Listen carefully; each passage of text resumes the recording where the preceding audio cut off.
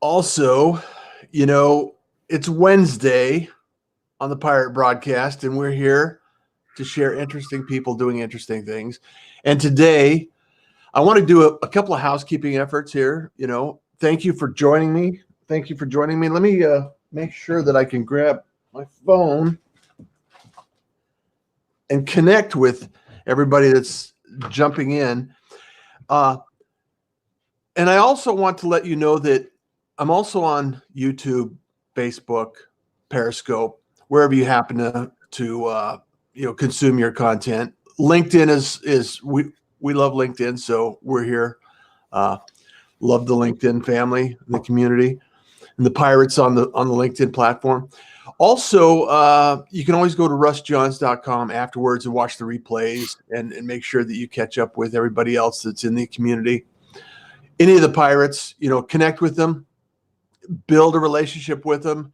They're all great people. And I want to invite you to check out AJ today because he's here on LinkedIn and he's going to be sharing some tips about branding. We're going to be talking about high ticket coaching and some of the services that he provides. And actually, he's in Arizona, and I just happen to be not in Arizona today. So welcome, AJ. How are you doing today? Hey, Russ, I appreciate it. I'm doing pretty well. So one of the things that you're doing, you've been involved in branding for a while. You've been involved in, different activities online, coaching. And so what is it that brought you here today? And how did you arrive at this LinkedIn community and what's it working for you? How is it working for you? And how are you working it? Yeah, LinkedIn's been really good for me. I've been on LinkedIn for several years, but only really started to get active in late 2019, last few months. But in the last few months, I've grown my network, with the right people, the people that I can serve and help, which is typically coaches, speakers, consultants, those who have a service or, coaching, something to offer where they're leveraging their knowledge and building a personal brand. I've grown my network by about 1,000 connections within the last couple months, and LinkedIn is just a powerful platform right now. It's overlooked, it's undervalued, and but it's a really powerful platform to connect with the right people. Unfortunately, most people don't know how to properly position and brand themselves on LinkedIn, and when you do, you can get massive results. Absolutely, and we've had several people on, talking about how to position yourself and some of the stories that we can actually build up in a profile and our platform. What's the one thing, if you had to name one thing that has helped you more than anything in the branding space relative to online exposure and experience, what would you have to put at the top of the list? Oh, without a doubt, it would be strategy. That's the thing that most people are missing. They have some idea of what platform they should be on, that they should be posting content, they should be engaging, that they should have a message, but most don't have a real strategy or process for how to do that properly. So when I got into the branding space out of necessity. When I started as a motivational speaker, no one knew who I was. I didn't have a really compelling story. So I had to figure out, how do I position myself to attract right people, convey value so that people will put me on a stage. And eventually I got very good at that. And that evolved into coaching other speakers, coaches, brands on how to position themselves online through social media. And then I created my D6 method, which is a step-by-step process for creating a brand. And it just walks a person from A to Z, everything they need to do to properly build their brand so it's compelling and it's powerful. So let's dive into strategy a little bit. There's a lot of different activities. There's a lot of different platforms. Each platform has a personality. And when you come to, I've really, over the years, my branding has evolved and changed, and I've done multiple projects with different people and collaborations, and the experience and exposure that I've had online is pretty broad. However, when it comes to strategy, I think the one thing that we can always improve on is, kind of focusing in on a specific goal and a really very specific purpose. And so what are some of the things that you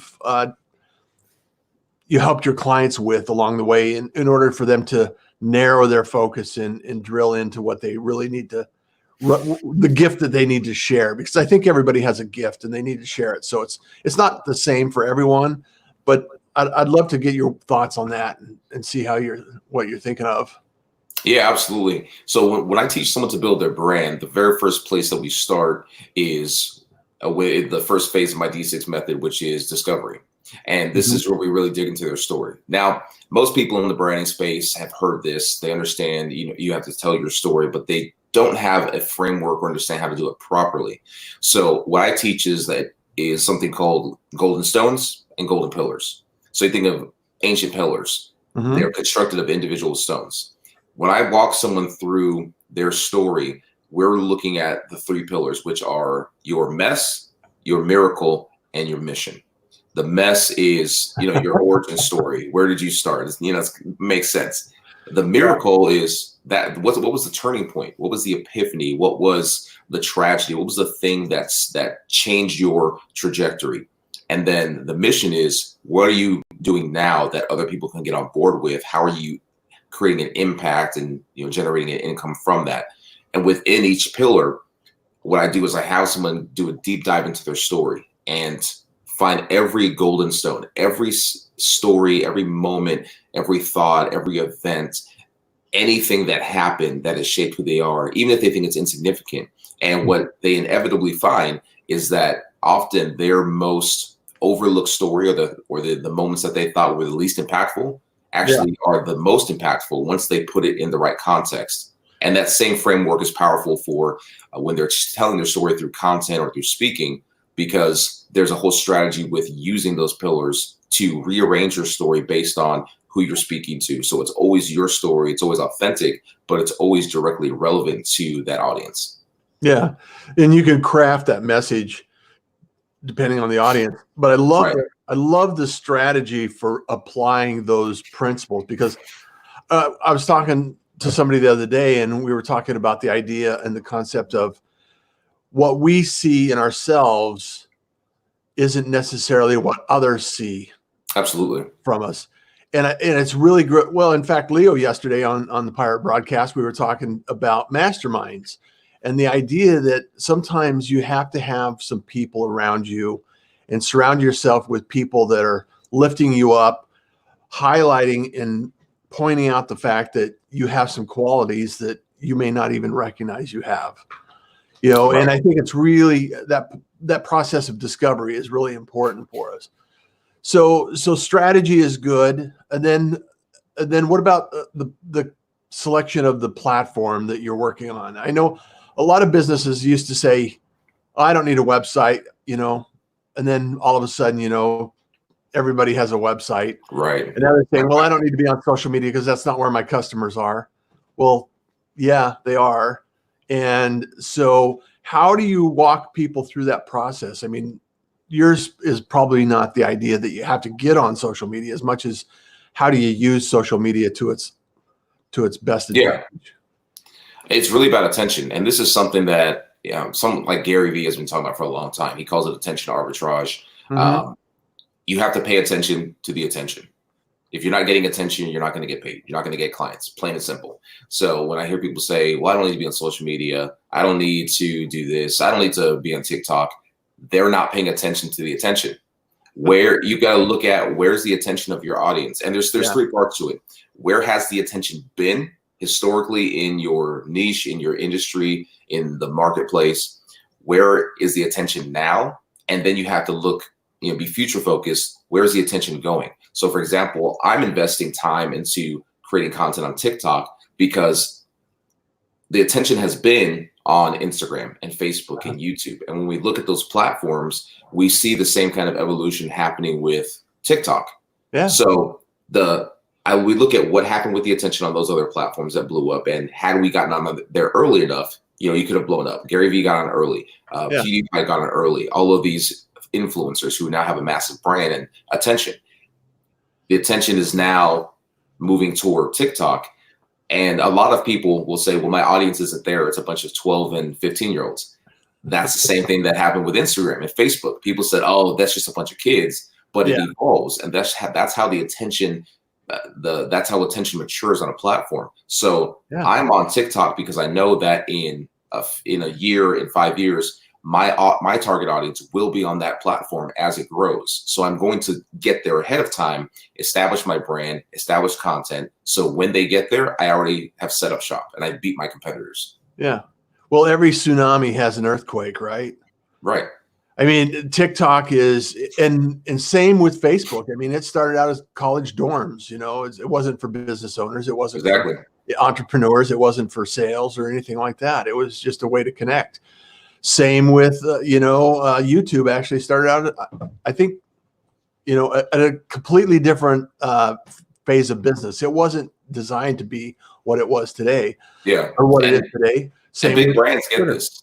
Big brands, they get this, and they spend millions and millions of dollars, sometimes billions of dollars collectively on market research. So the small business owner who has a small business who's saying, I don't need to be on social media. Yeah. Well, if these big brands are spending millions of dollars to do market research and then they're investing in social media, pay attention to where they're giving their attention. You got to pay attention to where the attention is at of your audience, but pay attention to who's also trying to get the attention of your audience, even if it's in a different industry. So if I'm trying to reach entrepreneurs and I know that, Ferrari is trying to reach the same audience, well, where are they giving attention? Yeah. I should be paying attention to where they're paying attention because they have more data than I do. So I can leverage that. Yeah. In NASCAR, they call it drafting, right? Yeah, exactly. Exactly. So one of the things, okay, so we've learned, have a strategy, have a focus on what your gifts and your message is going to be for your audience. Identify your audience, and then identify where equal and very valuable audiences for other customers, where that attention is being distributed, where the larger brands are spending their money for your exact audience, and then pursue that audience in kind, right? I mean, most entrepreneurs, the problem is that they spend too much time around their own people.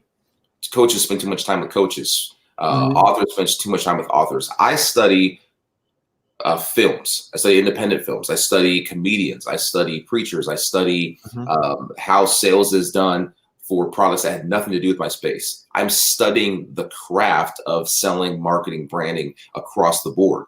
Yeah. And whatever industry you're in, whatever niche you're in, you need to master the craft and not get stuck in your little bubble. Because if you're in a Facebook group with 100 other, 1,000 other coaches, and they're all talking and doing the same things, well, if they're all doing the same things and they're doing it wrong, you're going to be doing it wrong. Instead, look outside of your industry. So I'm looking at, as a speaker, I study comedians. I study preachers as well because they speak so often, they're powerful, but I also study comedians. And when I look at branding, lately there's certain movies in the horror genre that I've watched recently because I'm studying how do they create emotional response? How do they tell the story? And I don't like the gory, evil, demonic, supernatural movies, but some of the thriller suspense ones, I look at how are they telling the story? Because that's why people like it. They want to feel something emotional. So if you study outside of your industry and your niche, you're going to understand how to elevate your craft to a higher level. And this is something I learned from watching someone like Kevin Hart, watching someone like Dwayne Johnson. Yeah. Yeah. And it's timing, and it's the way you're phrasing your sentence, and the emphasis on different words. And I mean, there's a whole bunch of little nuances that we can improve. And that's why I love the art of learning, right? Yeah. Learning something from different audiences, different, creative sources. And I really like that. In fact, in speaking as well. So it's one of those things that is a lifelong endeavor. Yeah, it's absolutely not like one and done. It's not like you graduate and all of a sudden you've mastered it. It's that you continue to watch that craft. You continue to practice and explore and investigate other opportunities.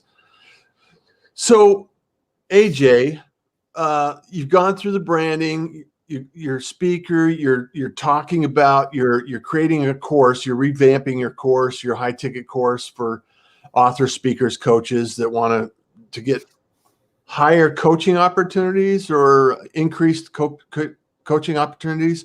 What's next on the agenda? What are you working on to deliver value to your community next? Yeah, I put out a lot of free content, and right now, what I've heard from my community, and this is something I call, the focus group method.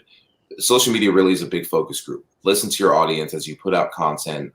What's the value that they're responding to? What are their questions? So my audience is a lot of coaches and consultants, and then aspiring coaches and consultants, and many of them are struggling because they're doing low ticket coaching. They're charging per hour. They're charging for time. They're trading time for money, which is basically they just own their job. And it's frustrating because you can't scale that because there's a limited amount of time. So if you're charging based on time, you're never going to break through. You're going to hit a ceiling very quickly. So what I do is I teach aspiring coaches and consultants, and then current coaches and consultants, how to land their first high ticket, meaning $3,000, $5,000 coaching and consulting clients within 30 days. How to get their first or their next one, and then create a process to continually do that without running Facebook ads, without complicated funnels, without all of the technical aspects. They can have no experience at all, but if they have expertise, I can show them how to get a high ticket client in 30 days. That's fabulous. I really,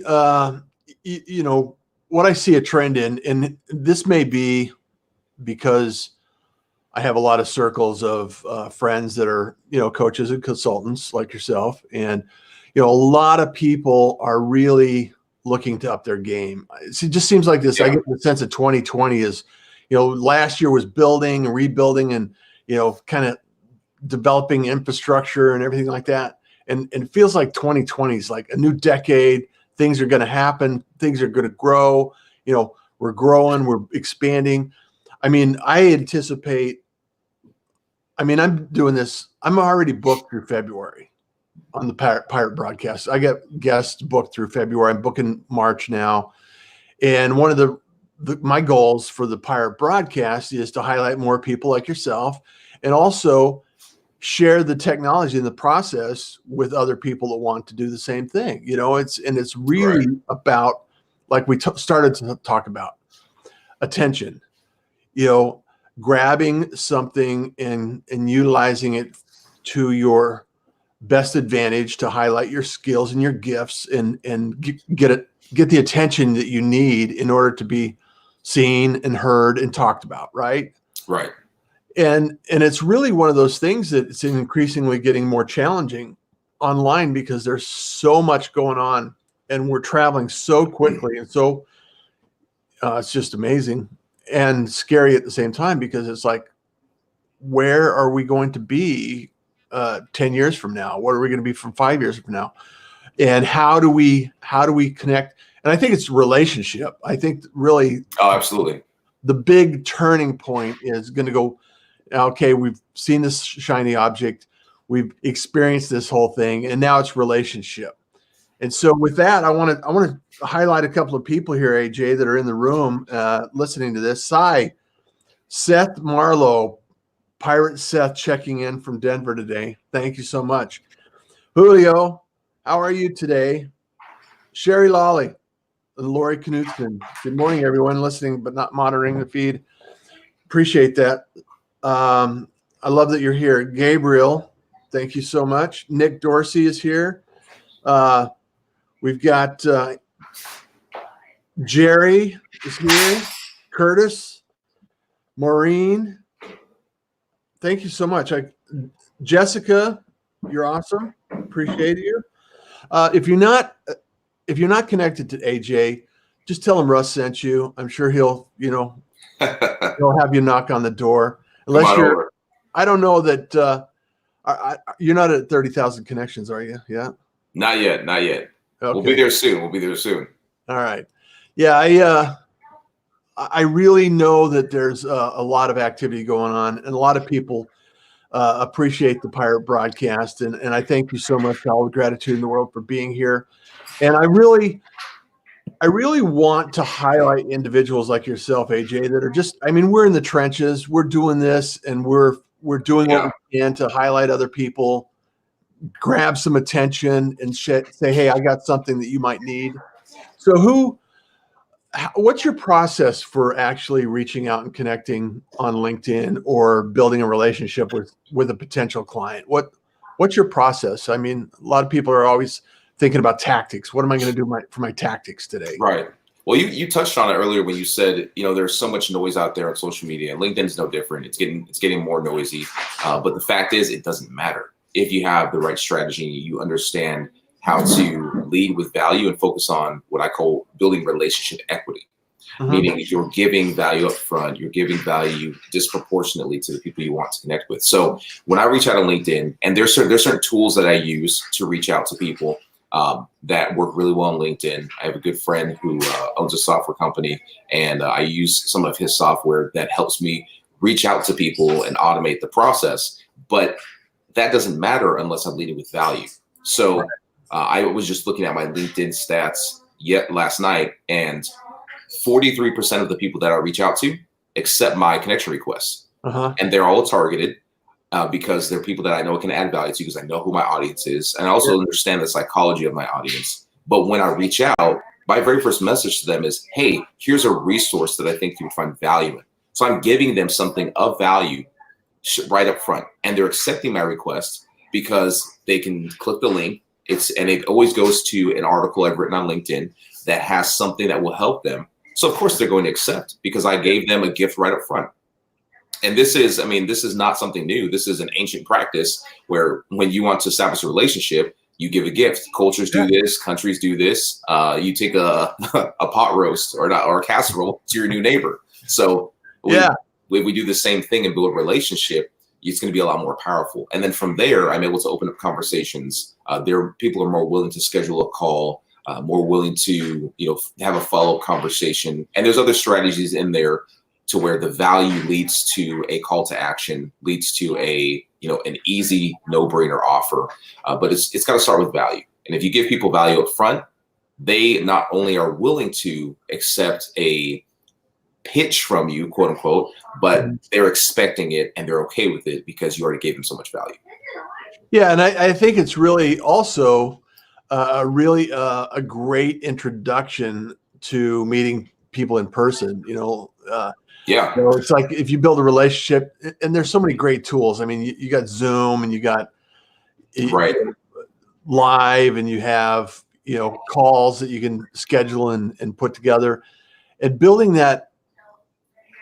Removing the awkwardness of the next conversation, I think, is important for us to really build relationships online and move forward in a connection. It triggered a thought, though, is that a lot of people don't have a way, or they haven't really thought through how they're connecting with others. Yeah. Do you have any thoughts or suggestions or things that have worked for you to understand and, kind of think through how to recognize who your target audience is? So I teach something called avatar mapping, and it really focuses on 3 key areas. And when most people talk about creating an avatar, they say, well, what's their age? Give them a name. What's their gender?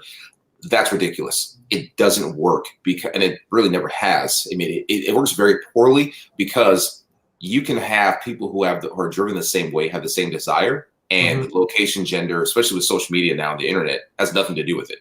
So what I focus on is avatar psychology. We map the psychology of your target audience, of your perfect client. And there's 3 key areas. There's their passion, their problem, and their pain. Their passion is that desire. What do they want to achieve? What life do they want to live? What they want to do with their business, whatever, depending on what niche you're in. Then their problem. What's the problem that's keeping them from fulfilling that passion, from experiencing that, making that money, getting those clients, publishing that book, whatever it is. And then what pain is caused by that problem. And when you understand that, from there, you can start to map out. And in this process of avatar mapping, we map out the key statements they're making, the key questions they're asking, and that informs the content we create, which allows you to create and strategize up to a year's worth of content in as little as an hour. And you know exactly what you need to say to them, exactly what to speak to, so that no matter what platform, what medium, whether it's an article or it's video or it's a text post, you're speaking directly to your audience and attracting them and repelling everyone else. I want everybody to rewind that and play it back, because that's a great analogy on how to process your avatar and think about that. So it's say the three pillars again.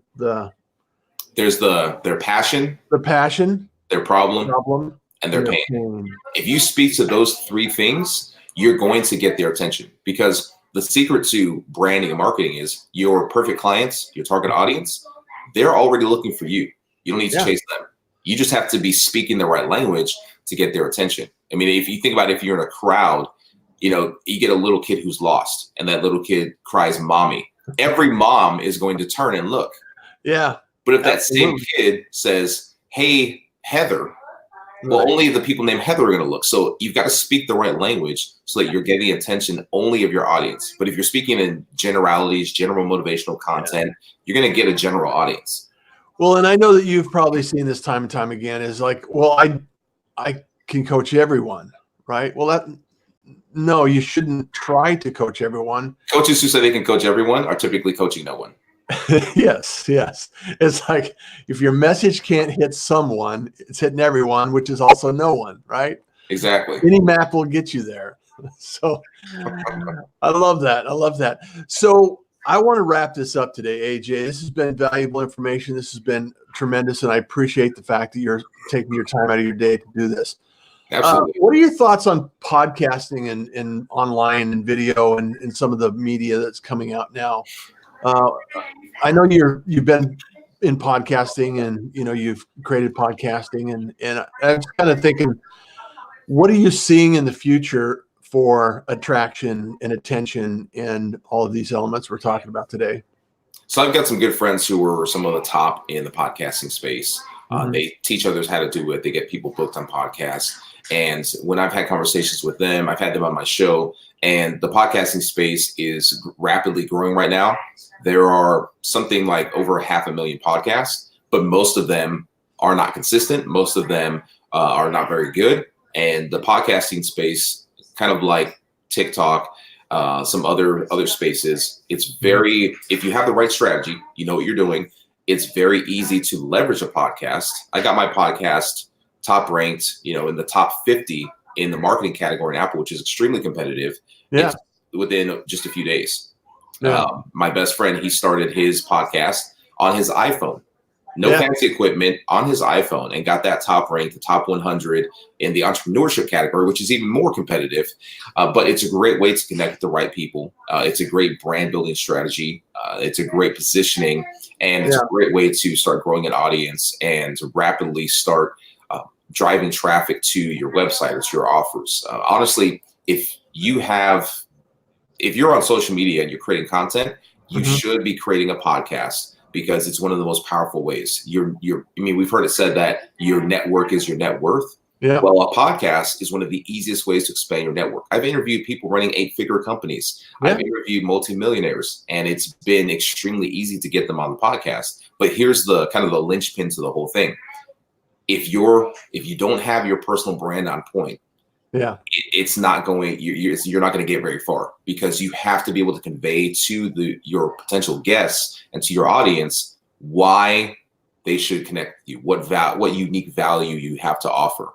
And absolutely. I love that, and so I've been podcasting for a number of years, and I've taught podcasting, and I've helped people get on podcasting. And I totally support that initiative. And right now, I think last time I looked, there was over 800,000 podcasts online. However, not everyone, a lot of them may be just like one episode, and they call it a pod flash, a flash in the pan. It's like almost like an accident. I call it an anchor accident. It's like they do an anchor account, and all of a sudden they're just, Am I really recording? So I love the fact, get online, have a strategy, identify your avatar, and then continue to create content, reach out, build relationships, and continue to grow your business. AJ, it's been tremendous. So what's one thing that you want to leave with the world today that is important to you that you want to share? You know what? If your brand doesn't make sense, your business won't make dollars. And in everything you do, build something worth being known for and leave something worth being remembered for. I love it. I love it. Well, thank you so much today, AJ. It's a pleasure. When I get back to Arizona, we'll connect and catch up. Absolutely. Thanks for having me on. As always, kindness is cool. Smiles are free. And you enjoy the day. Thanks, sir.